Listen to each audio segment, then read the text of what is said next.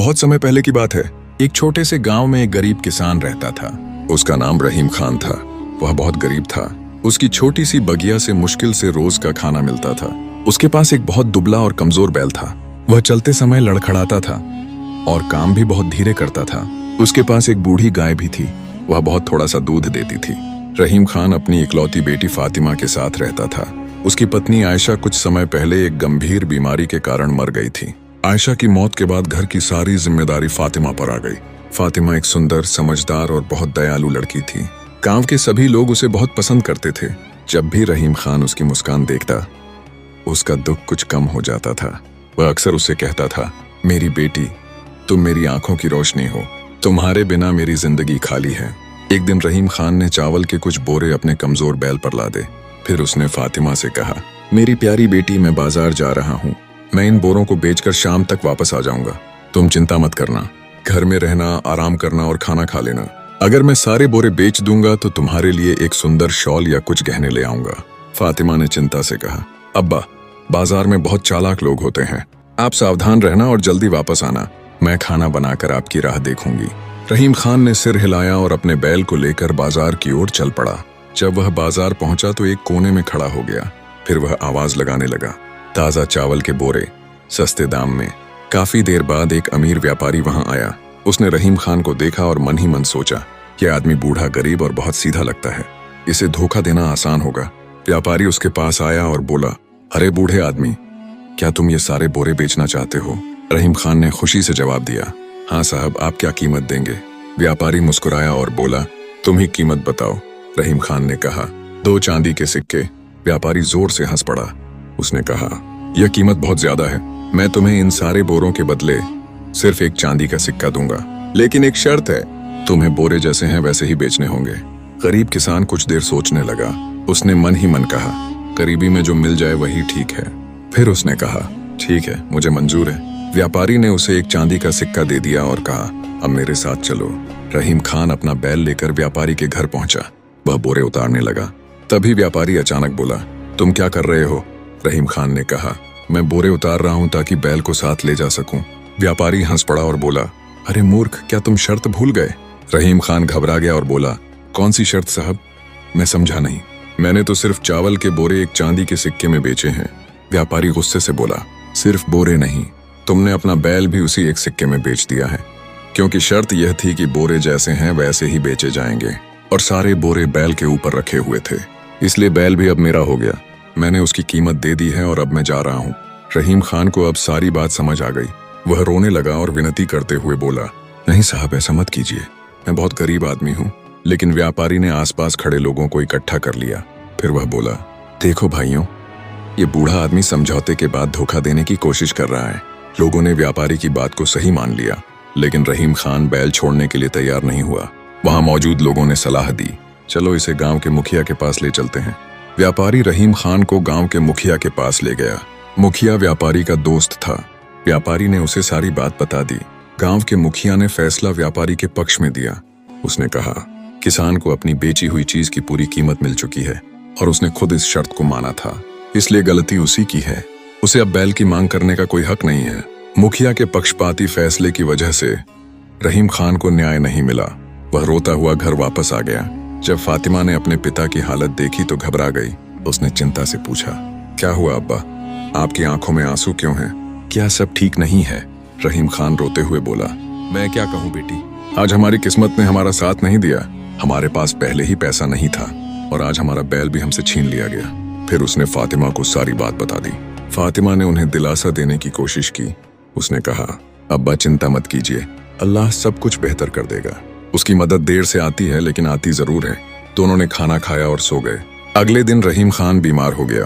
वह बिस्तर से उठ भी नहीं पा रहा था।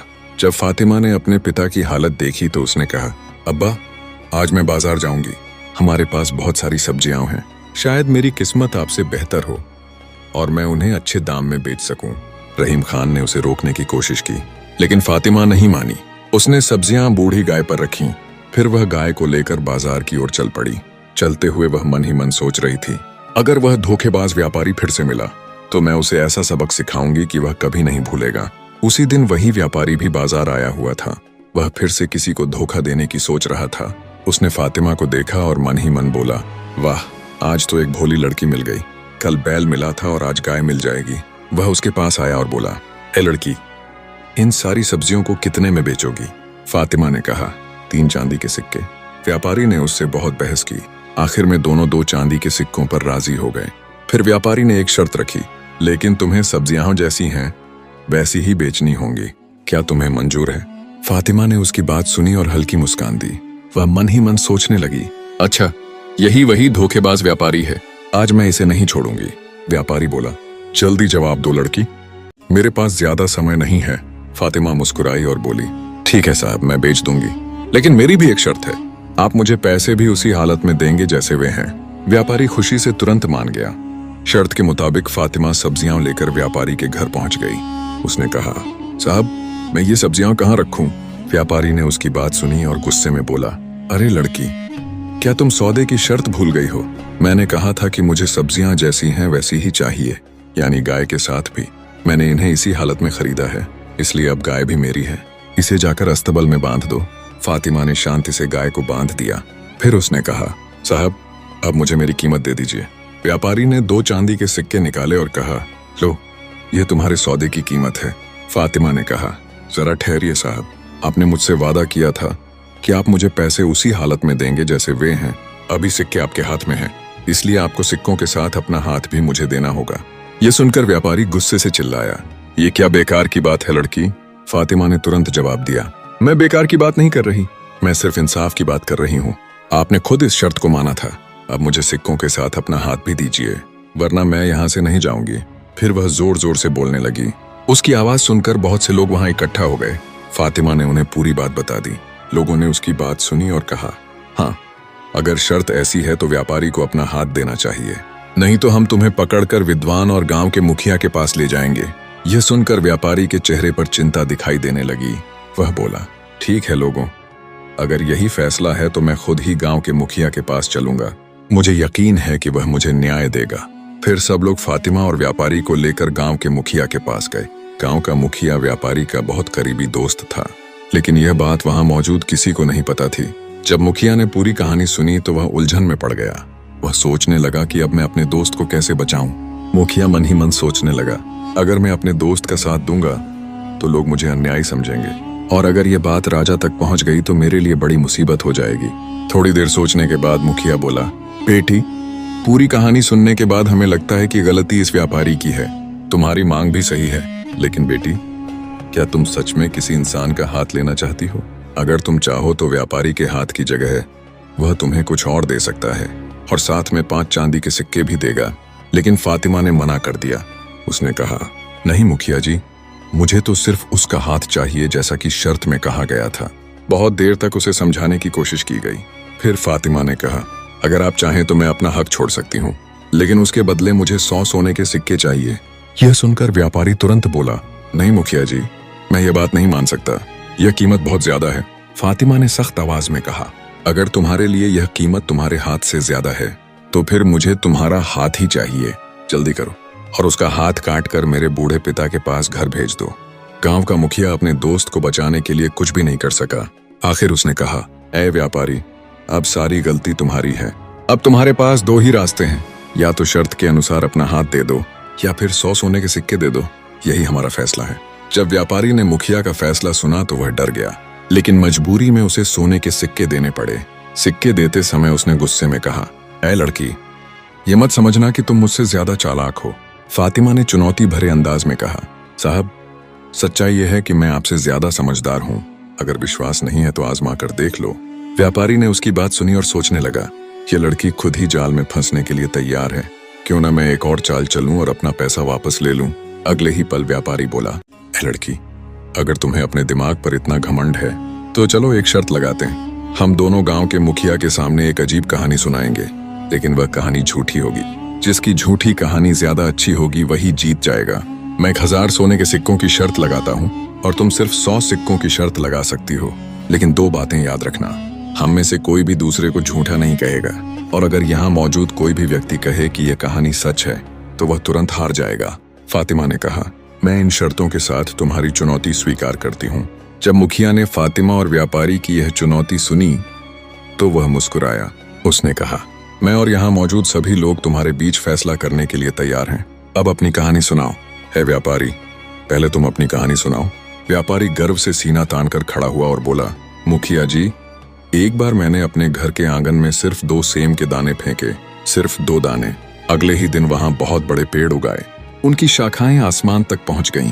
1 हफ्ते के अंदर वह जगह इतनी घनी हो गई कि उसमें हाथी भी छिप सकता था। एक दिन मेरी एक बकरी उस जंगल में चली गई। मैंने उसे बहुत ढूंढा और आवाज भी लगाई, लेकिन वह मुझे कहीं नहीं मिली। कुछ महीनों बाद फसल का समय आया। मेरे नौकरों ने सेम की फसल काट ली, लेकिन बकरी का कोई पता नहीं चला।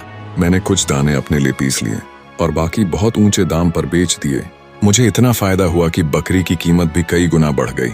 एक शाम मैंने अपनी पत्नी से कहा, मैंने इतना सारा आटा पीस लिया है, लेकिन अभी तक रोटी नहीं खाई। मेरी पत्नी ने तुरंत खाना बना दिया। मैंने सिर्फ 2 कौर खाए। अचानक मेरे मुंह से बकरी की आवाज आई। मैं बहुत डर गया।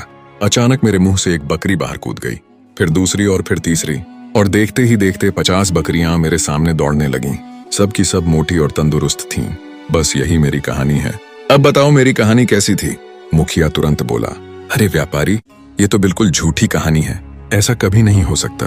आसपास खड़े लोग भी चिल्लाने लगे, झूठ है, ये बिल्कुल झूठ है।